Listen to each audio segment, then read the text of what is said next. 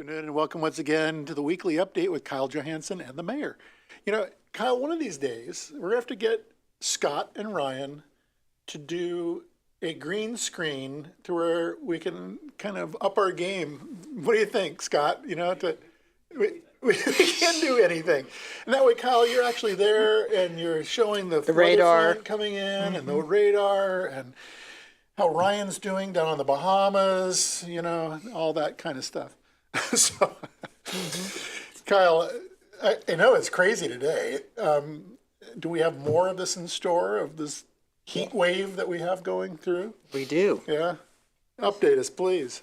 So today we got mainly cloudy skies, high of 71. Tonight we got overcast with showers at times, low of 58. Tomorrow we got mostly sunny skies, high of 77, low of 33. Friday we got mostly cloudy to partly cloudy skies, high of 47, low of 27. Saturday we got mostly cloudy skies, high of 52, low of 32. Sunday we got partly cloudy skies, high of 57, low of 38. Monday we got rainy conditions, high of 64, low of 40, chance of rain 80%. Tuesday we got mostly sunny skies, which is the last day of the month already, high of 52, low of 29. And then next Wednesday, Major also spring, which is going to be partly cloudy skies, high of 52, low of 33 degrees, which is hard to believe March is next month. And then we got daylight savings time about 2 weeks away, which this should be our last time, which means our winter sunrise will be an hour later, like at 9 o'clock in the morning instead of 8 o'clock. Good. Hard to believe that usually, well, the best, now COVID, we don't have to talk about COVID anymore. It's all over. Now, sports events has got the clinching spot for the MAC tournament in Cleveland, March 9th for the 11th, because they won against Northern Illinois last night, 78-67, which is good. Then we got one more home men's game next Friday night. Tip-off is at 8 o'clock on CBS Sports Network, and then two more women's games next Wednesday and next Saturday. And basketball's done at home, and baseball starts at home about 2 weeks from now. Crazy. I agree with you with the crazy. It's like next week is March. I know. I just must flying by. Kyle, you got to stop making the year go so fast. All right. We don't have a whole lot today. I do want to speak briefly to our wellhead protection area and the city's drinking water. I know there's been a lot of concern out there with the things that have happened, the train derailment up in East Palestine, Ohio, and certainly getting a lot of national attention. It got the state's attention, that's for sure. And so our water department, as well as Service Safety Director Andy Stone, put this together. And so let me just kind of read it so everyone can at least understand what the situation is here in Athens, which is great. So let me just share.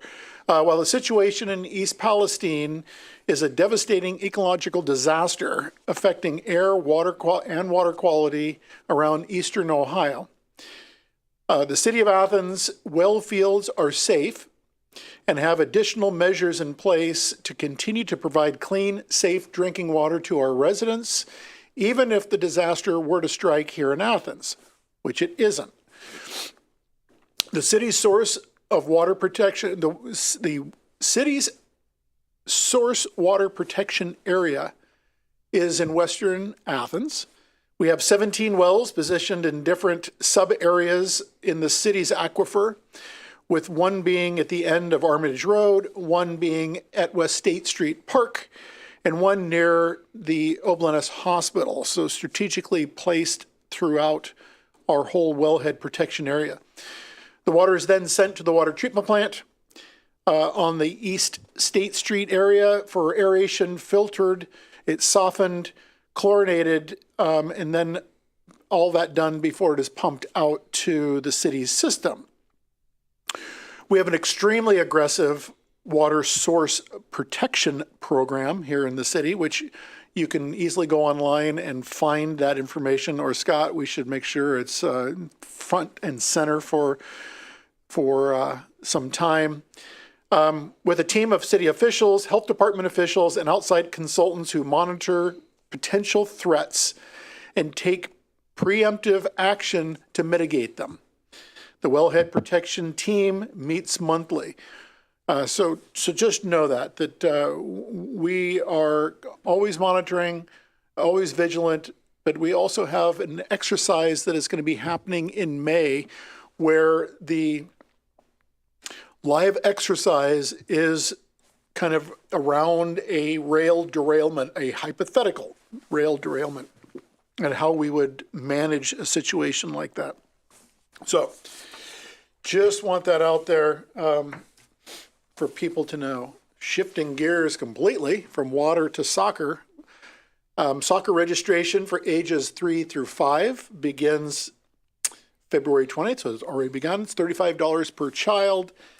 The Start Smart Soccer teaches children ages 3 to 5 the basic motor skills necessary to play organized soccer, while they also work one-on-one and spend quality time with their parents. So this is great. Please, if you're interested in that, or your kiddo might be interested in it, partake in it. It's a good program, as is all of our programs at the Arts, Parks, and Recreation Department. The other thing I want to mention is the Ohio University is holding discussions on the Ridge's future. This is going to be March 24th. They've already had 2 meetings or 2 events where they had the public and the university, faculty, staff, and administration come in and look at potential designs for or concepts for the Ridges. So this is the Ridges development strategy, and it's intended to move the Ridges framework plan forward. It was approved in 2015, and now it's time to really get to work on implementing or creating a mixed use of the Ridges.